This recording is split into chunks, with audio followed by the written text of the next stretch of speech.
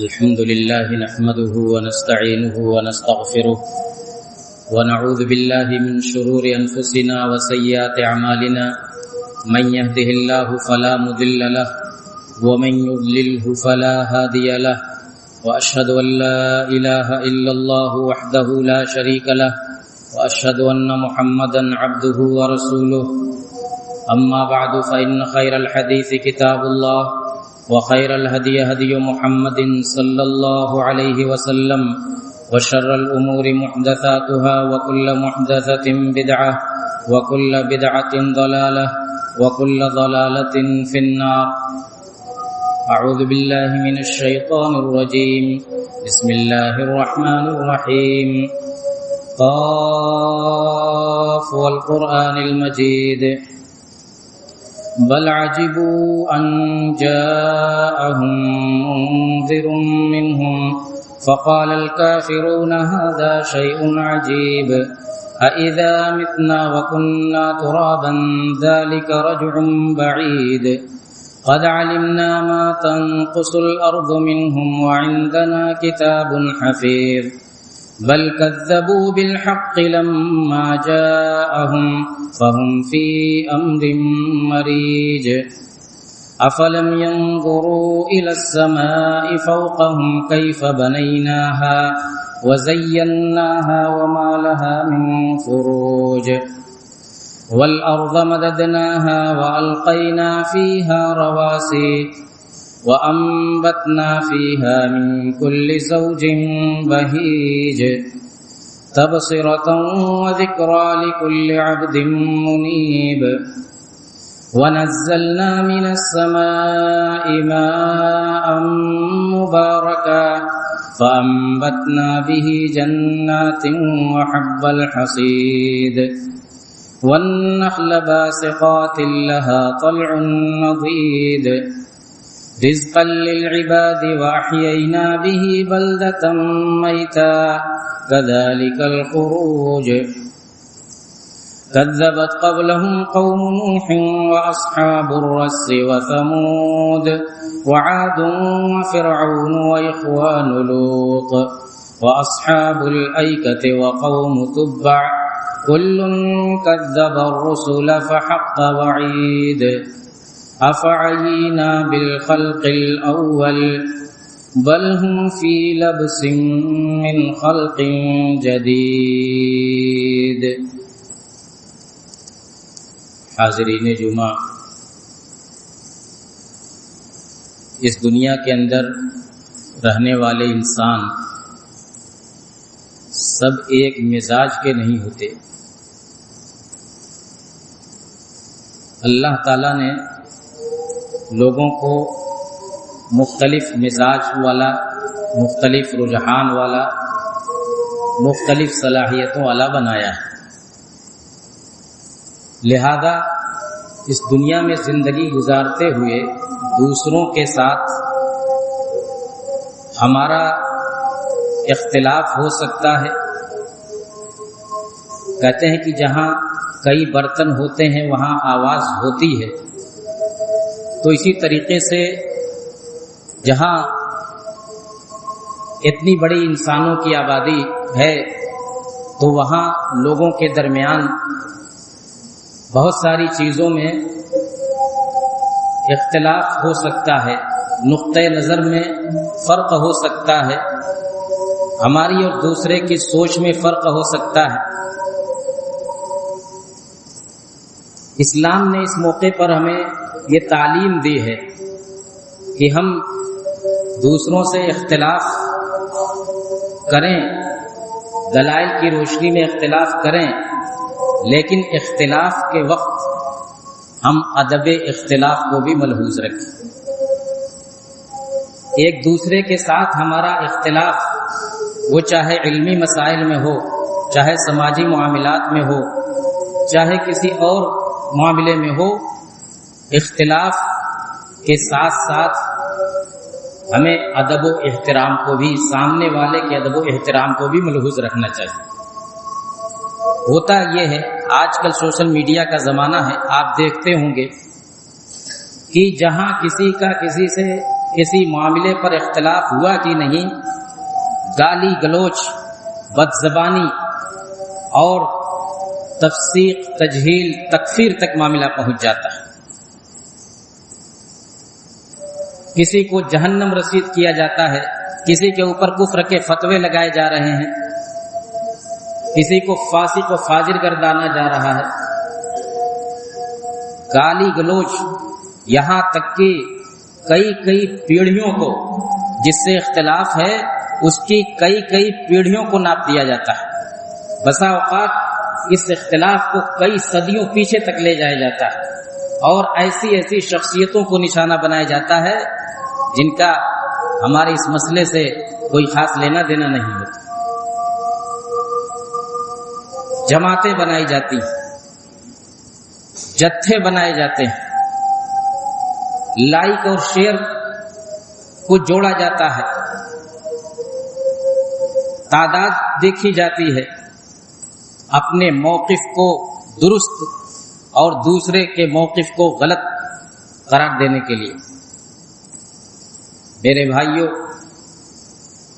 اسلام نے ہمیں تو یہ سکھایا ہے کہ وَلَا تَسْتَوِي الْحَسَنَةُ وَلَا السَّيِّئَةُ اِدْفَعْ بِالَّتِي هِيَ أَحْسَنُ فَإِذَا الَّذِي بَيْنَكَ وَبَيْنَهُ عَدَاوَةٌ كَأَنَّهُ وَلِيٌّ حَمِيمٌ.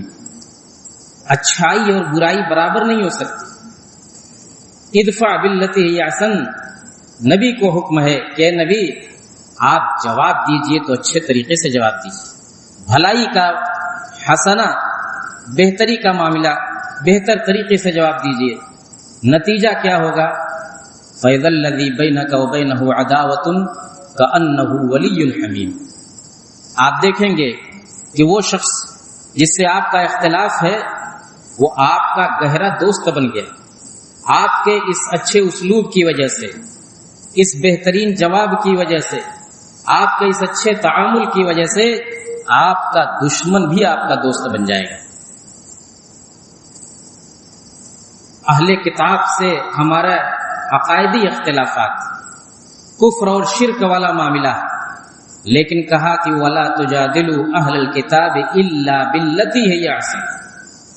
اہل کتاب سے بھی بحث و مباحثہ کرو، اچھے طریقے سے کرو. باللتی ہی احسن، جو لوگ اللہ کا بیٹا گردانتے ہیں، جو اللہ کو ثالث و ثلاثہ کہتے ہیں، جن کے بارے میں قرآن نے جگہ جگہ فرمایا لقد کفر الذین قالوا ان اللہ ثالث ثلاثہ، لقد کفر الذین قالوا ان اللہ والمسیح ابن مریم، ان کے بارے میں کہا کہ ان سے بھی بحث و مباحثہ کرو، اچھے ڈھنگ سے کرو. فرعون سے بڑا ظالم، فرعون سے بڑا اسلام مخالف کون ہو سکتا ہے؟ لیکن اللہ تعالیٰ نے موسیٰ اور ہارون کو جو فرعون کے پاس بھیجا تو کہا کہ فَقُولَا لَهُ قَوْلًا لَيِّنًا لَعَلَّهُ يَتَذَكَّرُ أَوْ يَخْشَىٰ. فرعون کے پاس جاؤ تو نرمی کی بات کر. کون سا فرعون؟ وہ فرعون جو کہتا تھا کہ انا ربکم الاعلی، وہ فرعون جو کہتا تھا کہ ما علمت لکم من الہ غیری. اس فرعون کے پاس اللہ تعالیٰ اپنے نبیوں کو بھیج رہا ہے تو کہہ رہا ہے کہ نرمی سے بات کر، سختی نہیں. وَلَا تَسُبُّوا الَّذِينَ يَدْعُونَ مِن دُونِ اللَّهِ فَيَسُبُّوا اللَّهَ عَدْوًا بِغَيْرِ عِلْمٍ. جو لوگ غیر اللہ کی پوجا کرتے ہیں، غیر اللہ کی عبادت کرتے ہیں، ان کے معبودوں کو برا بھلا مت کہو، ورنہ وہ جواب میں اللہ کو برا بھلا کہیں گے، زیادتی کریں گے، اور یہ سب لا علمی کی وجہ سے وہ کریں گے، جہالت کی وجہ سے کریں گے. غیر اللہ کی پوجا کرنے والے، ان کے بتوں کو، ان کے معبودوں کو بھی مت برا بھلا کہو، ورنہ وہ وَيَسُبُّ اللَّهَ عَدْوًا بِغَيْرِ عِلْمٍ. ایک جگہ فرمایا کہ قُولُوا لِلنَّاسِ حُسْنًا، قُولُوا لِلنَّاسِ حُسْنًا، لوگوں سے اچھی بات کہو. للناس کہا ہے، صرف للذین آمنوا نہیں کہا، للناس. آپ جانتے ہیں کیا فرق ہے. اس آیت کی تفسیر میں مشہور مفسر امام قرطبی رحمۃ اللہ علیہ نے جو کچھ لکھا ہے اس میں ہمارے لیے بڑی عبرت کی چیز ہے. امام قرطبی کہتے ہیں کہ فی ھذا کلہ دعوۃ الی مکارم الاخلاق. اس آیت میں جو بات کہی گئی ہے اس میں اعلیٰ اخلاق کی دعوت دی گئی ہے. فینبغی لکل مسلم فینبغی ان یکون کل مسلم، کہ ہر مسلمان کے لیے بہتر ہے کہ ان یکون قولہ حسنا وتعاملہ کریما، یا اس طرح کے الفاظ ہیں کہ ہر مسلمان کے لیے ضروری ہے کہ دوسروں کے ساتھ اس کا معاملہ اچھا ہو، ووجہہ منبسطا، اور وہ دوسروں کے ساتھ خندہ پیشانی سے ملے. آگے جو بات کہا کہ مع البر والفاجر والسنی والمبتدع، وہ سامنے والا چاہے نیک ہو یا بد ہو، سنی ہو بدعتی ہو، لیکن سب کے ساتھ اچھائی سے بات کرو. قولوا للناس حسنا. البتہ یہ کہا کہ من غیر مداہنت، کہ مداہنت نہیں ہونا چاہیے، یعنی اپنے اس طرح نہیں بات کرنی چاہیے کہ اس سے اپنے عقیدے سے تنازل گویا آدمی اختیار کر رہا ہو، اپنے موقف سے تنازل اختیار کر رہا ہو، حق سے تنازل اختیار کر رہا ہو، اور سامنے والے کو اس میں یہ بھی کہا کہ ایسا نہ محسوس ہو سامنے والے کو کہ تم اس کے عقیدے سے اور اس کے مذہب سے کی طرف مائل ہو، اس کو پسند کر رہے ہو.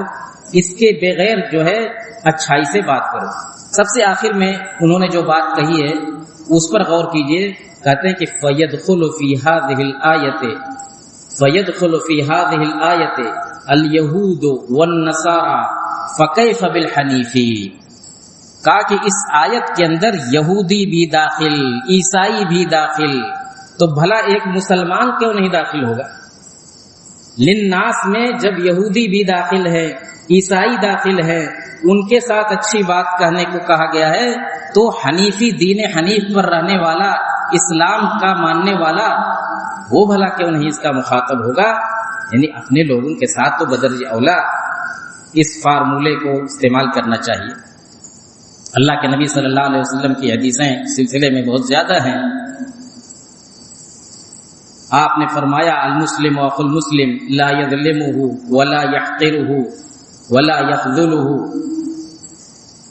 کہا کہ لا تحسسوا ولا تجسسوا ولا تباغضوا ولا تدابروا ولا تنافسوا ولا تحاسدوا وكونوا عباد اللہ اخوانا کما امرکم. اور فرمایا کہ التقوی ہا ہونا، التقوی ہا ہونا. اور فرمایا کہ بحسب من امرئ من الشر ان يحقر اخاه المسلم. اور فرمایا کہ المسلم علی المسلم حرام دمه وعرضه وماله. یہ سب ایک ہی حدیث کے الفاظ ہیں، صحیح مسلم کی حدیث ہے. آخر میں اس میں فرمایا کہ ان اللہ لا ينظر الى قلوبکم واموالکم، ان اللہ لا ينظر الى اعمالکم الى اموالکم والى صورکم ولکن ينظر الى قلوبکم واعمالکم. ایک حدیث میں آپ نے فرمایا سباب المسلم فسوق وقتالہ کفر. بخاری اور مسلم کی حدیث ہے. ایک حدیث میں آپ نے فرمایا لا یؤمن احدکم حتی یحب لاخیہ ما یحب لنفسہ. بخاری مسلم کی حدیث ہے. ایک حدیث میں آپ فرماتے ہیں کہ اثقل شیء ما شیء اثقل فی میزان المؤمن یوم القیامہ من الخلق الحسن وان اللہ لیبغض الفاحش البذیء. بخاری اور مسلم کی روایت ہے کہ مومن کے نام اعمال میں قیامت کے دن مومن کے نام اعمال میں اچھے اخلاق سے بہتر کوئی چیز نہیں. اور پھر فرمایا کہ اللہ تعالی بے حیا اور بد زبان کو پسند نہیں کرتا، مبغوض رکھتا ہے. الفاحش البذی، جو بے حیا ہے، بد زبان ہے، بد اخلاق ہے، اللہ تعالیٰ اس سے نفرت کرتا ہے. آپ صحابہ کرام کی زندگیوں میں دیکھیے، وہ صحابہ کرام جن کے بارے میں اللہ تعالیٰ نے فرمایا ہے رحماء بینہم، رحماء بینہم آپس میں بڑی محبت رکھتے تھے. اذلۃ علی المؤمنین عزۃ علی الکافرین کہا گیا. کیا ان کے درمیان اختلاف نہیں ہوتے تھے؟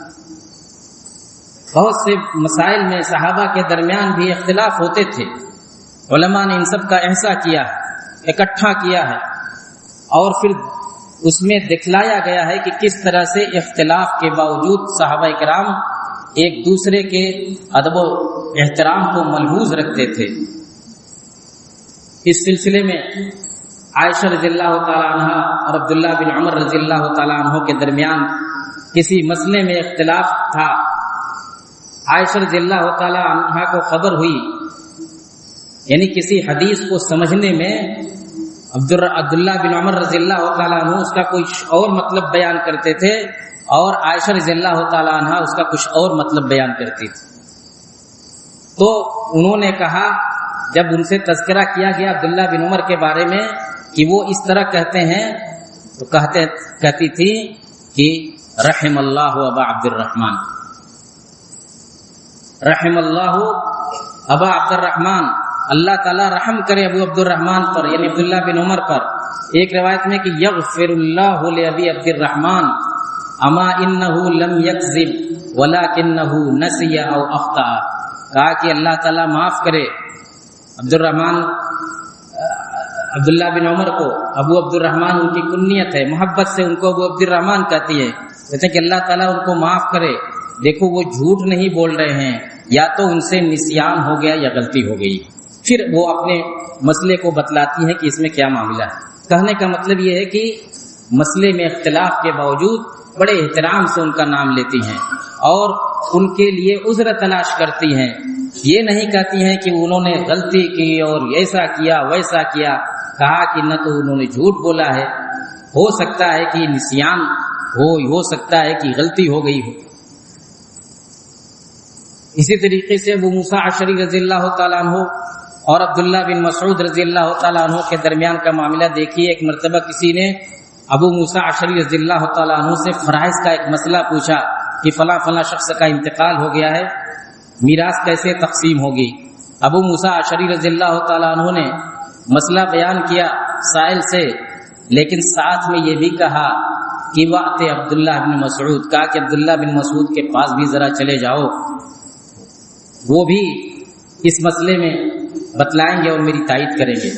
جب عبداللہ بن مسعود رضی اللہ تعالیٰ عنہ کے پاس مسئلہ جاتا ہے تو اس مسئلے کو وہ اپنے علم کے مطابق، قرآن و سنت کے مطابق بیان کرتے ہیں، اور ان کا بیان کردہ مسئلہ ابو موسیٰ اشعری کے بیان کردہ مسئلے سے مختلف ہوتا ہے. جب سائل آ کر کے ابو موسیٰ اشعری کو خبر دیتا ہے کہ عبداللہ بن مسعود رضی اللہ تعالیٰ عنہ نے اس سوال کا جواب اس طرح دیا ہے، تو انہوں نے یہ نہیں کیا کہ کیسے انہوں نے یہ جواب دیا، ابھی میں بتاتا ہوں، اور گئے اور جا کر کے دلائل کی تلاش میں لگ گئے، سامنے والے کو زیر کرنے کے لیے نہیں. کہا کہ لا تسألونی ما دام ھذا الحبر فیکم، جب تک یہ جلیل القدر عالم تمہارے بیچ موجود ہیں مجھ سے مت سوال کیا کرو، مجھ سے مسائل پوچھا کرو، عبداللہ بن مسعود ہی سے پوچھا کرو. یہ ہے احترام، یہ ہے ادب. خالد بن ولید رضی اللہ تعالیٰ عنہ کے بارے میں آپ نے بہت پڑھا ہوگا کہ حضرت عمر رضی اللہ تعالیٰ عنہ نے ان کو معزول کر دیا تھا، اور اس سلسلے میں بڑی کہانیاں لوگوں نے گڑھ رکھی ہیں.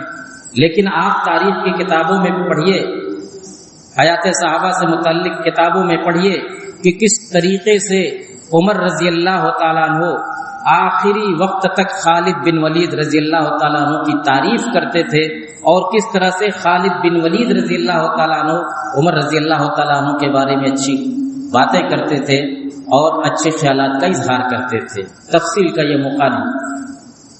اس طرح سے آپ صحابہ کرام کی زندگیوں میں دیکھیں گے تو حقیقت یہ ہے کہ وہ رحماء بینہم کا مظہر نظر آئیں گے.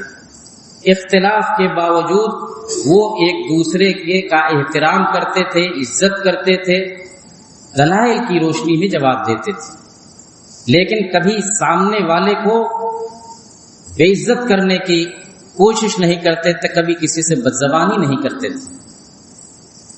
عمر رضی اللہ تعالیٰ عنہ اور ابن مسعود رضی اللہ تعالیٰ عنہ کے بارے میں بتاتے ہیں کہ ابن قیم نے لکھا ہے کہ ان دونوں صحابہ کرام کے درمیان تقریباً 100 مسائل میں اختلاف تھا۔ 100 مسائل میں، فقہی مسائل میں 100 مسائل میں اختلاف تھا، لیکن ان دونوں کے بارے میں پڑھیے، یہ ان کی تعریف کرتے تھے، یہ ان کی تعریف کرتے تھے، یہ ان کے بارے میں اچھے کلمات کہتے تھے، ان کے بارے میں اچھے کلمات کہتے تھے۔ یہ نہیں کہ اتنے زیادہ مسائل میں اختلاف ہے تو لے آؤ برا بھلا کہو، بدزبانی کہو، شکایت کرو، غیبت کرو، چغلی کرو، ایسا نہیں۔ بات کے دور میں دیکھیے، ائمہ اربعہ کے دور میں آئیے، امام شافعی رحمۃ اللہ علیہ کے ایک شاگرد یونس بن عبد المعالی، وہ کہتے ہیں کہ ایک مرتبہ میں نے اپنے استاد امام شافعی رحمۃ اللہ علیہ سے کسی مسئلے میں مناظرہ کیا، بحث و مباحثہ کیا، اور اس معاملے میں میرا موقف کچھ اور تھا، امام شافعی کا موقف کچھ اور تھا۔ پھر اس کے بعد ہم جدا ہو گئے، اپنے اپنے موقف پر قائم۔ پھر امام شافعی کی ملاقات ہوئی تو انہوں نے میرا ہاتھ پکڑ کر کے کہا، میری کنیت کے ساتھ کہا کہ یا ابا موسیٰ، کہا کہ ابو موسیٰ، کیا ایسا نہیں ہو سکتا کہ ہمارا بھائی چارہ قائم ہو اگرچہ کسی مسئلے میں ہمارا اختلاف ہی کیوں نہ ہو؟ ہاتھ پکڑ کر کے کہا کہ اس مسئلے میں ہمارے درمیان اختلاف ہوتے ہوئے بھی ہماری اخوت میں کوئی فرق نہیں پڑنا چاہیے۔ اس طریقے سے اور بھی امام شافعی رحمۃ اللہ علیہ کے اقوال اور مواقف ملتے ہیں، آپ ان کو پڑھیے۔ امام احمد بن حنبل رحمۃ اللہ علیہ، ان سے روایت کرنے والے راوی کہتے ہیں کہ ایک مرتبہ ہم نے دیکھا علی بن مدینی کا امام احمد بن حنبل رحمۃ اللہ علیہ سے کسی مسئلے میں بحث و تکرار ہوئی، سوال جواب ہوا، مناقشہ ہوا، یہاں تک کہ آوازیں بلند ہو گئی، بلند آواز سے سوال جواب ہونے لگا۔ لیکن جب علی بن مدینی واپس جانے کے لیے اٹھے تو امام احمد بن حنبل کھڑے ہوئے اور ان کی سواری کی لگام پکڑ لی اور ان کو رخصت کیا، ادب کے ساتھ ان کو رخصت کیا۔ یہ نہیں کہ چلو کسی مسئلے میں اختلاف ہوا، چھوڑو جانے دو اس کو، نہیں، ادب و احترام کو ملحوظ رکھیں۔ آگے کے دور میں دیکھیں گے امام ابن تیمیہ رحمۃ اللہ علیہ ایک کتاب لکھتے ہیں، چھوٹی سی کتاب، چھوٹا سا رسالہ ہے، رفع الملام عن الائمۃ الاعلام۔ انہوں نے ائمہ اربعہ کے وہ مسائل جو مسائل احادیث سے خلاف ہیں، احادیث کے خلاف ہیں، ان سارے مسائل میں ان کے لیے عذر تلاش کیا ہے کہ اس حدیث کی مخالفت کرنے کی یہ وجہ ہو سکتی ہے، یہ وجہ ہو سکتی ہے، یہ وجہ ہو سکتی ہے، یعنی ان کے لیے عذر تلاش کیا ہے، اور یہ کہا ہے کہ جان بوجھ کر کے یہ ائمہ حدیث کی خلاف ورزی نہیں کر سکتے۔ اس رسالے کو پڑھیے، اس کا اردو ترجمہ بھی موجود ہے۔ بعد کے دور میں نواب صدیق حسن خان بھوپالی بخاری رحمۃ اللہ علیہ، انہوں نے فارسی زبان میں ایک کتاب لکھی ہے، جلب المنفعہ فی الذب عن الائمۃ المجتہدین الاربعہ۔ اس کتاب کا بھی اردو میں ترجمہ، ائمہ اربعہ کا دفاع اور سنت کا اتباع موجود ہے۔ نواب صاحب نے بھی اسی طرز پر کچھ مزید دلائل کی روشنی میں ائمہ اربعہ کا دفاع کیا ہے اور ان کے ان اقوال اور ان مواقف کی توجیہ بیان کی ہے جو کتاب و سنت سے ٹکراتی ہیں، اور ان کے لیے عذر تلاش کیا ہے۔ یہ ہماری تاریخ ہے میرے بھائیوں، اس کو پڑھیے۔ مولانا ثناء اللہ امرتسری رحمۃ اللہ علیہ کے بارے میں پڑھیے، مولانا محمد اسماعیل سلفی گجرانہ والا کے بارے میں پڑھیے، آپ کی آنکھیں کھل جائیں گی۔ مولانا ثناء اللہ امرتسری بڑے مناظر تھے، ہر فرقے ہر مذہب کے لوگوں سے انہوں نے مناظرہ کیا، عیسائیوں سے کیا، یہودیوں سے کیا، آریوں سے کیا، ہندوؤں سے، اور پھر بریلویوں سے، شیعوں سے، سب سے کیا، دیوبندیوں سے، سب سے انہوں نے مناظرہ کیا۔ لیکن وہ مناظرہ کرنے کے بعد اسٹیج سے جب اترتے تھے تو سامنے والے سے کہتے تھے کہ آج آپ کو ہمارے ساتھ کھانا کھانا ہے اور ہمارے گھر رات گزارنی، دعوت دیتے تھے اپنے یہاں اس شخص کو جس سے ان کا ابھی مناظرہ ہوا ہے، بحث و مباحثہ ہوا ہے۔ مولانا اسماعیل سلفی گجرانوالہ رحمۃ اللہ علیہ کے بارے میں پڑھیے، ان کی تقریروں کے بارے میں پڑھیے، تحریروں کے بارے میں پڑھیے کہ کس طریقے سے وہ ادب خلاف کو ملحوظ رکھتے تھے اور کس طریقے سے ایک دوسرے کا احترام کرتے تھے اور کرنا سکھاتے تھے۔ لیکن اس سلسلے میں ہمیں جو بات یاد رکھنی ہے، ہم قرآن کی اس ہدایت پر کہ ادفع باللتی ہی احسن فاذا الذی بینک وبینہ عداوۃ کأنہ ولی حمیم، اس ہدایت پر عمل کرتے ہوئے کسی مداہنت کا شکار نہیں ہوں گے، اپنے موقف سے، اپنے عقیدے سے تنازل اختیار کیے بغیر سامنے والے کا ادب و احترام کریں گے۔ اس سلسلے میں کسی طرح کی مداہنت نہیں ہونی چاہیے اور نہ کسی طرح کی غلط فہمی ہونی چاہیے۔ اسی طریقے سے یہ بھی یاد رکھنا چاہیے کہ جن مسائل میں ہمارا اتفاق ہے دوسرے سے، وہ مسائل کہیں زیادہ ہیں ان مسائل سے جن مسائل میں ہمارا اختلاف ہے۔ تو ہمیشہ اختلافی مسائل ہی ہمارے اوپر غالب نہیں رہنے چاہیے، بلکہ یہ بھی دیکھنا چاہیے کہ کن مسائل میں ہمارا اتفاق بھی ہے۔ وہ مسائل آپ کو 90% سے زیادہ ملیں گے، جبکہ مختلفی مسائل 10% سے کم ملیں گے۔ اللہ تعالی ہمیں ان حقائق کو سمجھنے کی اور ان تعلیمات پر عمل کرنے کی توفیق عطا فرما۔ وآخر دعوانا ان الحمد للہ رب العالمین۔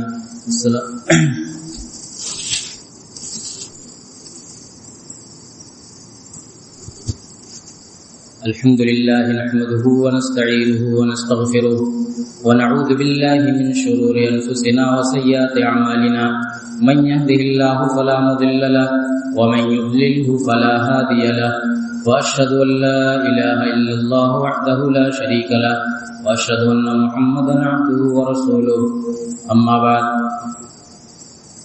لقد تعلمون أيها الإخوة أننا نعيش في هذه الأيام بموسم شديد ونعاني من قلة المطر ونعاني من الجد والقحط، ومعظم الأقطار من حولنا أيضا تعاني من هذا الجد ومن قلة المطر، ولا شك أن هذا كله بذنوبنا وبمعاصينا، كما قال أحد الصحابة: ما نزل بلاء إلا بذنب ولا رفع إلا بتوبة، فإننا مأمورون في هذه الحالة أيها الإخوة بالرجوع إلى الله تعالى والتوبة والإنابة إلى الله تعالى۔ قال الله تعالى: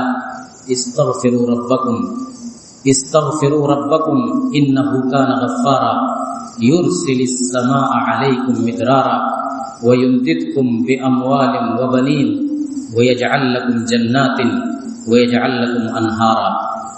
فنحن كلنا مأمورون بالاستغفار، نحن مأمورون بأن نستغفر الله ونتوب إليه ونستسقيه وندعوه في كل آن وحين۔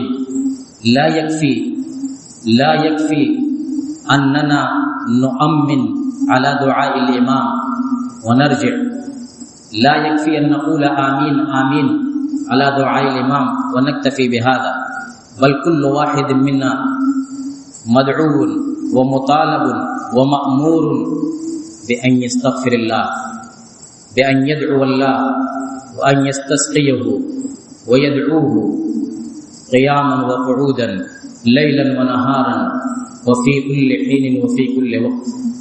اللهم اسقنا اللهم اسقنا غيثا مغيثا مريئا مريعا نافعا غير ضار عاجلا غير آجل اللهم اسق عبادك وبهائمك وانشر رحمتك وأحيي بلدك الميت اللهم إنا خلق من خلقك فلا تمنع عنا بذنوبنا فضلك اللهم إنا خلق من خلقك فلا تمنع عنا بذنوبنا فضلك اللهم اسقنا اللهم اغثنا اللهم انزل علينا الغيث ولا تجعلنا من القانطين اللهم انزل علينا الغيث ولا تجعلنا من القانطين اللهم اعز الاسلام والمسلمين واخذل الكفرة والملاحدة والمبتدعة والمشركين اللهم فرج هم المهمومين ونفس كرب المكروبين واقض الدين عن المدينين واشف مرضانا ومرضى المسلمين سبحان ربك رب العزة عما يصفون وسلام على المرسلين والحمد لله رب العالمين.